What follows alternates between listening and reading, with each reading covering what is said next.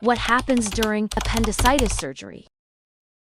So for appendicitis, the laparoscopic method involves general anesthesia. A parent would be allowed to accompany the child right into the operating theatre.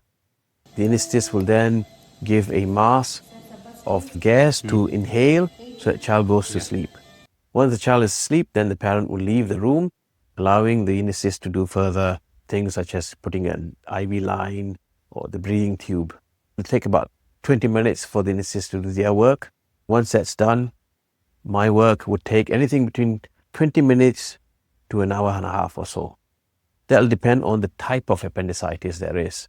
If it's an early appendicitis, we'll put the camera and the two instruments to do the procedure and remove the appendix. That can take 20 minutes.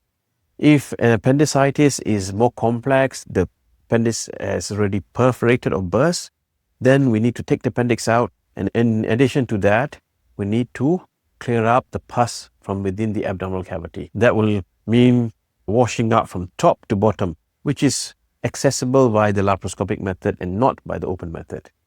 So once the operation is done, there'll be a little stitch in the belly button area because that's the biggest cut, about 1 centimeter in width, because that's where the appendix comes out through. There are two other incisions down here and down here, about 3 millimeters in size. And once you remove the tubing for the instruments to go in, the muscle shuts close, and all we have to do is to glue the skin. All three ports sides are glued at the skin level. There's no stitches involved. The recovery is often very quick.